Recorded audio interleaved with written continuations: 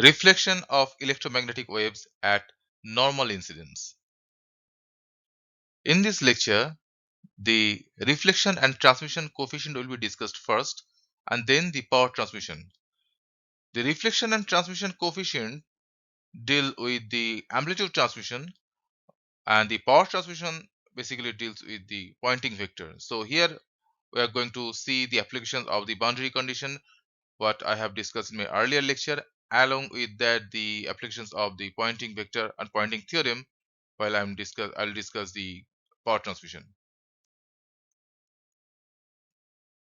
As I told, in this lecture, I'm going to discuss the reflections of the electromagnetic wave from an interface, while the electromagnetic wave incidence on that interface normally. And in the second lecture, I'll discuss when the electromagnetic wave incidence obliquely to that interface.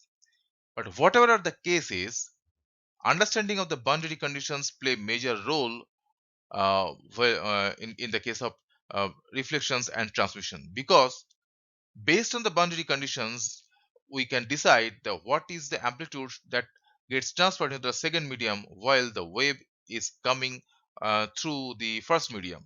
So therefore, in this particular slide I'm going to revise the boundary conditions what I have discussed in my earlier lecture. We have seen earlier that the tangential component of the electric field are always continuous, while the normal component of the electric field are never continuous. We can see from here the tangential of the electric field is continuous and the normal component of the electric flux density, they are continuous. But if you replace these flux density by the corresponding electric field by replacing D with corresponding epsilon times or the permittivity times the electric field, then you can easily understand that the normal component of the electric field cannot be continuous due to presence of the epsilon 1 and epsilon 2. That means the presence of the permittivity of the two medium within that equation. Similar argument is applicable for the magnetic field. The tangential component of the magnetic field are continuous, but unlike this electric field, they are not always continuous, because they can be continuous if there exists no surface current. If you remember my last lecture, there I have shown you that uh, these boundary conditions for the magnetic field I have obtained from the Curl equation of the magnetic field, and in that equation there exists a current density Jc, the conduction current density. And when I took the dot product of the surface normal with both of the on the both side of the equation, so that Jc dot ds appears as the current itself, because the Jc represents the current density, and if you integrate the Jc dot ds over a certain region, so that offers you the current. So that is why the tangential component of the electric field can be continuous or equal to each other if and only if there is no surface current, there is no interface current. So generally this is the case. So that is why in general we consider that the tangential component of the magnetic fields are equal or continuous. And similar to the previous condition, the normal component of the magnetic flux density is continuous, but the normal component of the magnetic field, they are not continuous, because we can replace this B by mu times H on the both side of this medium, and due to the presence of this permeability, we can see that the normal component of the magnetic field cannot be continuous. So next, from the next slide, I'm going to apply this concept while I'm going to figure it out what is the amplitude that should be transferred into the second medium when the electromagnetic wave is coming from the first medium and incidence on the interface normally. The normal incidence. Let's consider two semi-infinite medium terminated at z equals to 0. The medium 1 which exists for z less than equals to 0, and medium 2 exists for z greater than equals to 0. Medium 1 is characterized by the parameters eta 1, epsilon 1 and mu 1, whereas the medium 2 is characterized by eta 2, epsilon 2 and mu 2. These parameters obviously represent their intrinsic impedance, permittivity and permeability of the particular medium. They are semi-infinite because they are extended up to infinity except along the z direction, where they get terminated at z equals to 0, thereby the interface is appearing at z equals to 0. Now let's consider an electromagnetic wave is propagating within medium 1 and it is directing towards medium 2 perpendicular to the interface as shown in this diagram. This kz1 represents the propagation vector of the electromagnetic wave in medium 1, and since medium 1 is characterized by these eta 1, mu 1 and epsilon 1, so thereby the refractive index of this medium 1 is included within this propagation vector kz1. The polarization of the electromagnetic wave is along the y direction, so that is why EYI represents the polarization of the incident wave, and the corresponding magnetic field is directing towards u, because as we know using our right hand rule that if you place your thumb along the direction of the propagation vector while you are pointing all other finger along the direction of the polarization, and then if you curl your all fingers except the thumb, so that direction will show you the direction of the magnetic field, and that is denoted by here. Next one is that consider that this wave gets transferred into the second medium, and that is why I have represented all parameters by T. So EYT represents the electric field for the transmitted wave in a second medium. HXT represents the transmitted magnetic field for the second medium. Their direction and the polarization remains same, but their magnitude gets changed. So initially it was EYI, right now EYT. Here also HXI, HXT. The direction of the propagation vector remains same, but the value and the magnitude gets changed because the refractive index of the second medium is obviously different than the first medium. That is why the kz1 gets changed into kz2.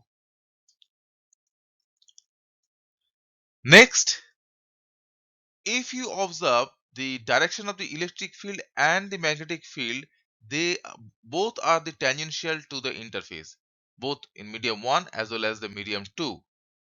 Therefore, we can easily write that their tangential components are equal. So tangential component of the electric field are same. Similarly, the tangential component of the magnetic field are same. So they are satisfying the boundary conditions required for the transfer of this electromagnetic wave.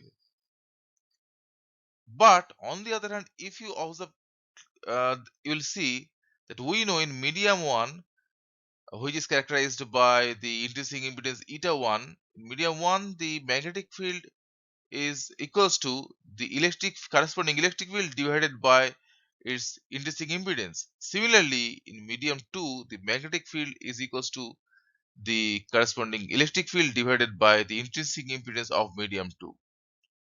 So, therefore, what is happening? According to the boundary condition, the magnetic fields are equal, but according to the their magnitude per term, if you observe, so they are not equal. So simultaneously, the magnetic fields are becoming equal and not equal, and obviously it is not possible. So what is going on? So the question is, which one is correct, the boundary conditions or their corresponding magnitude? The answer is both are correct.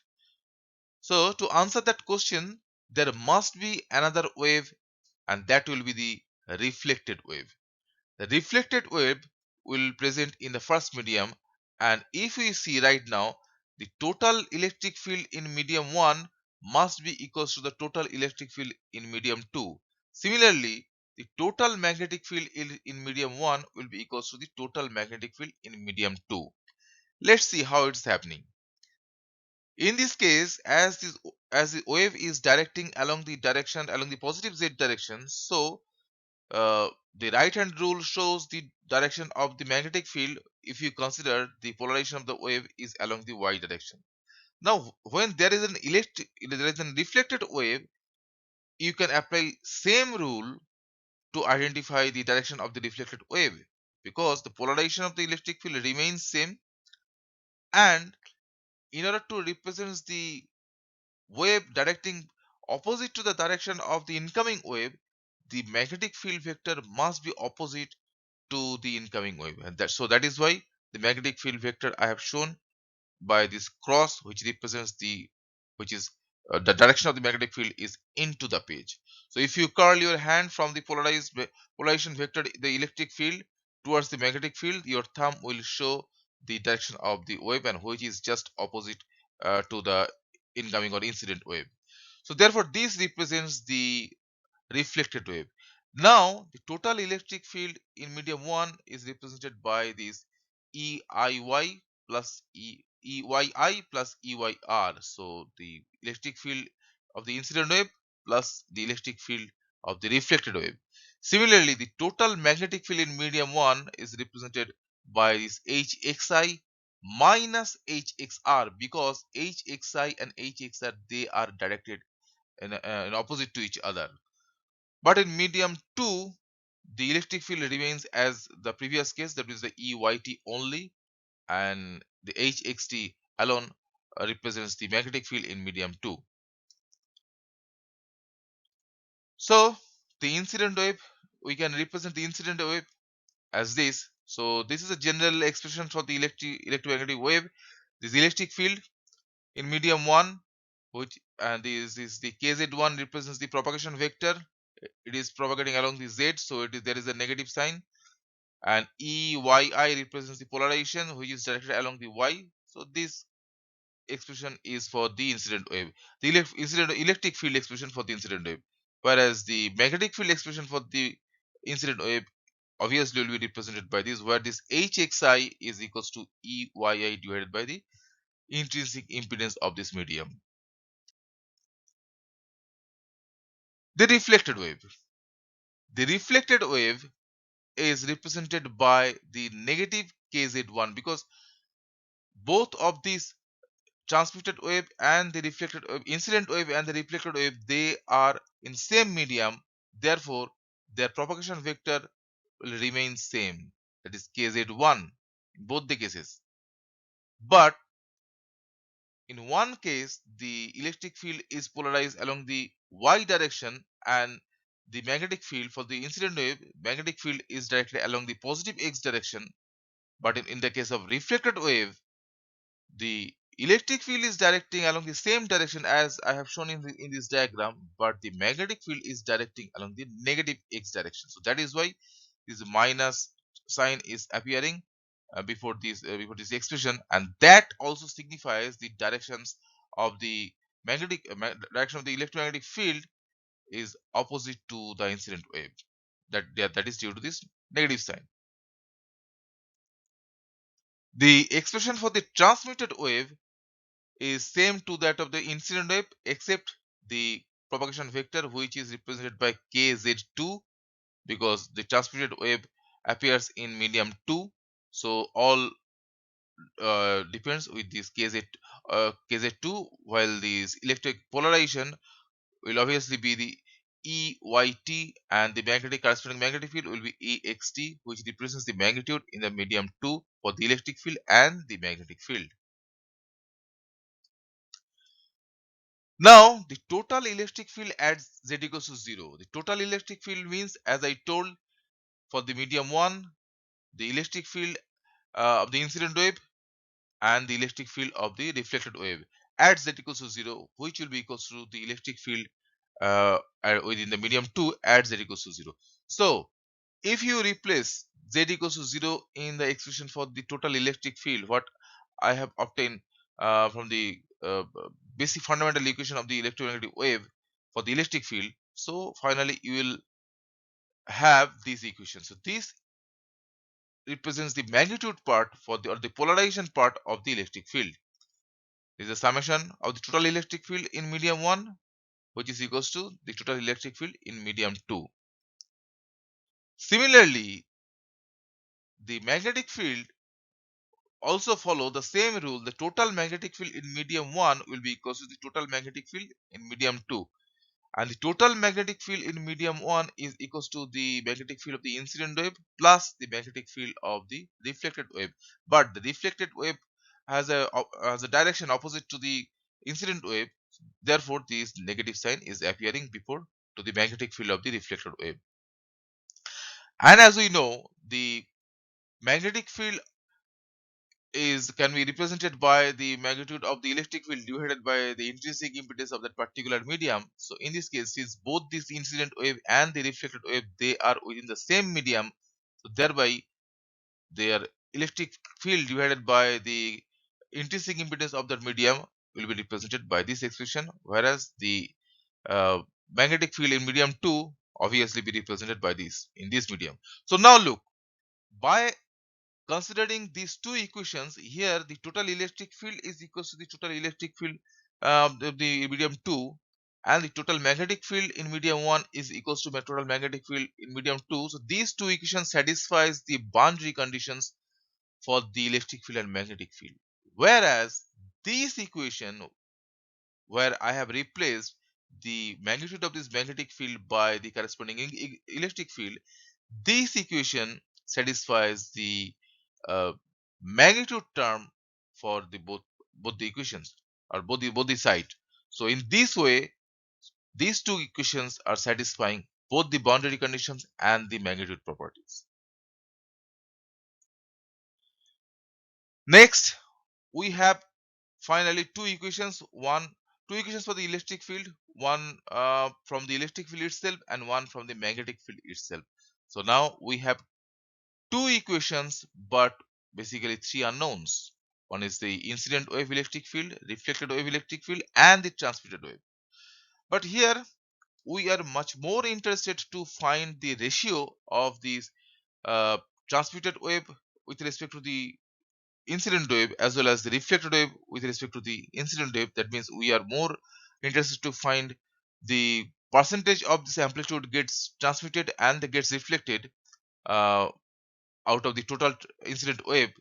So that is called the reflection coefficient R, which is represented by the reflected wave amplitude divided by the incident wave amplitude, and tau, which represents the transmission coefficient, and which is represented by this transmitted wave amplitude divided by the incident wave amplitude. So obviously from these two expression, from this expression, if you divide this entire equation, the first equation, by this incident wave amplitude, that is EYI, you will get 1 plus R is equals to T. Don't be confused by these equations, because you generally know that R plus T is equals to 1, and that is for the power transmission. I will discuss next after this slide, after this lecture. But this is the relation or equations comprising the magnitude term. So this is the transmission of the magnitude. That is why 1 plus R equals to tau is appearing. And from this equation, obviously you will have 1 minus R is equals to eta 1 divided by eta 2 times the tau. If you replace this eta EYR divided by EYI by R, and similarly EYT divided by EYI by tau, and finally you will obtain this equation. Now it's very simple mathematics to find out what is R and what is tau in terms of these their intrinsic impedance, because the three unknown equations right now reduced down to two unknowns equations, and you right now have two equations with two unknowns. So you can easily figure it out what is the reflection coefficient and what is the transmission coefficient, and that reflection coefficient I have represented by this equation, and the transmission coefficient using these equations.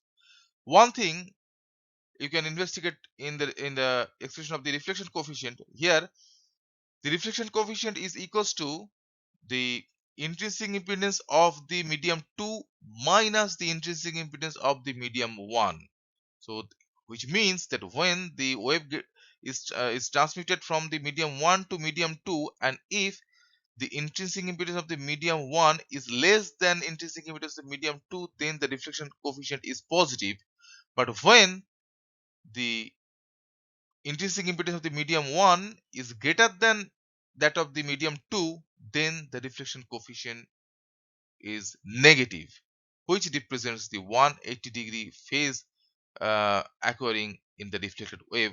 when the medium 2 has a smaller intrinsic impedance than the medium 1. So the incident wave plus reflected wave is equals to the transmitted wave, as already I have shown in my last slide also. The same equation I have represented over here, and you can confirm from this equation, and it represents the total field both in magnetic and electric field in medium 1 is equals to the total field in medium 2. So this equation is satisfying the boundary condition basically. In this slide, I have represented two simple animation to make you understand, or to visualize you the reflection phenomena. So in from medium 1, which is the free space represented by the refractive index 1, and medium 2 I have replaced by two different medium. One is by refractive index is equals to 2, and another is by refractive index is equals to 4. Since the second medium is denser than the first medium, you will see the next run of this simulation that the wavelengths are much more smaller in the second medium than the first medium. So these planes, separation of the planes represents the wavelengths, and look, this is smaller and in the second animation you will see the wavelengths are even smaller than the medium one, because these are much more denser medium, and the wavelengths in these mediums are even smaller than this medium, because this n equals to 4 represents the much more denser medium than n equals to 2. So this is the transmitted wave, and this one is the reflected wave. In this case also, this is a transmitted wave. Since the medium is denser, so very few gets transmitted and more gets reflected. But here we will see that in comparison to the second diagram, second animation, the more waves will be transmitted and few will be, more wave is transmitting and few is reflecting. Whereas in the second case,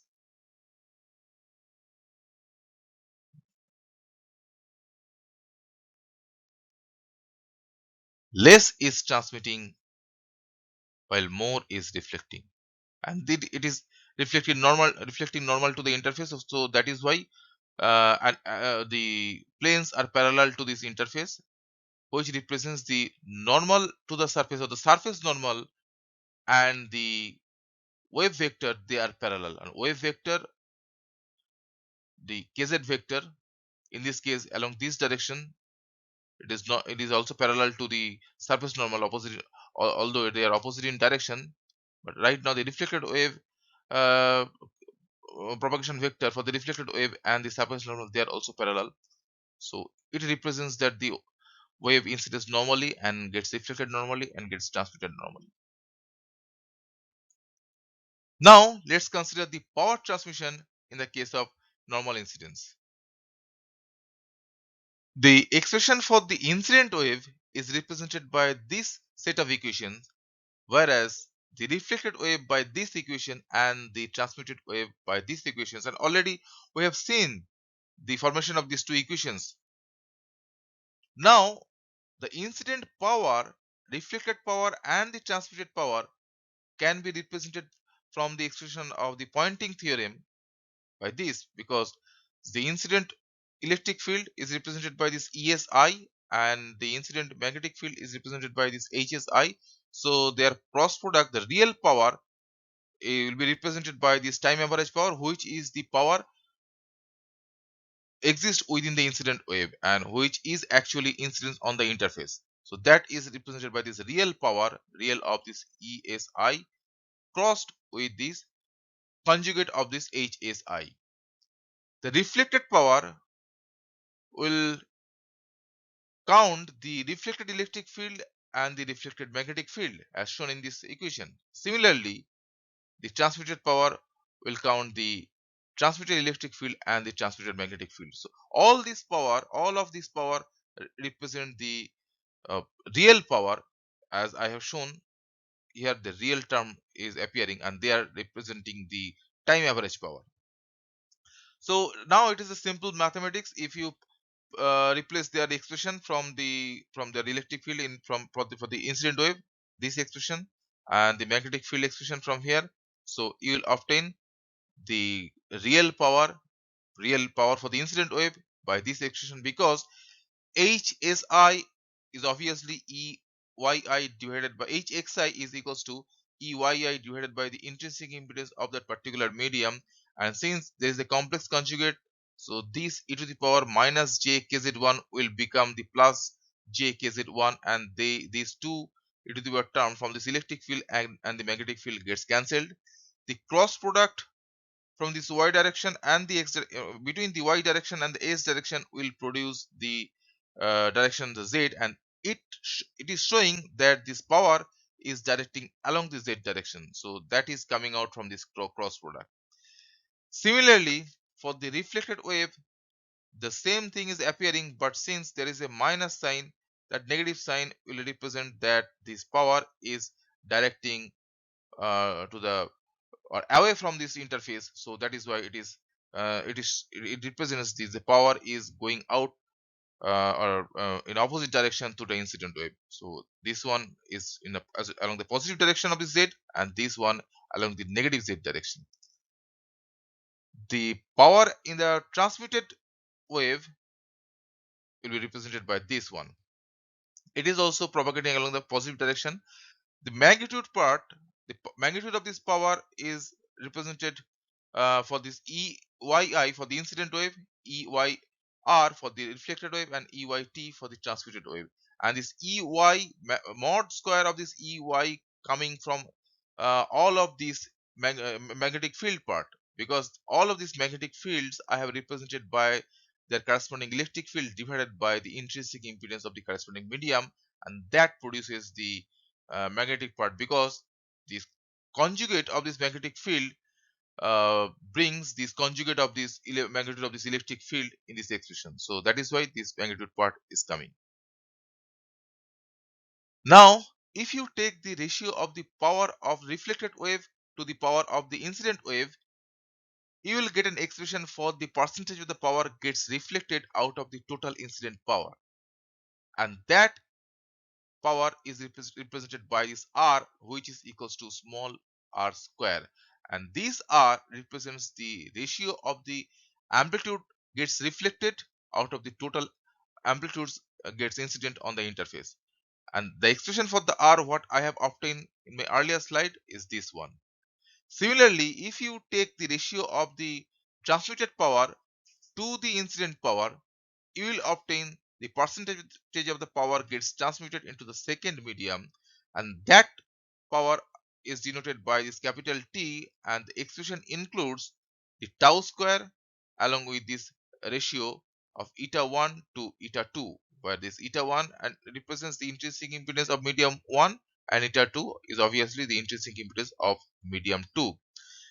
Tau represents the ratio of the amplitude transmitted in medium 2 to the amplitude of the incident wave, and the expression what I have obtained for the tau in my earlier slide is this one.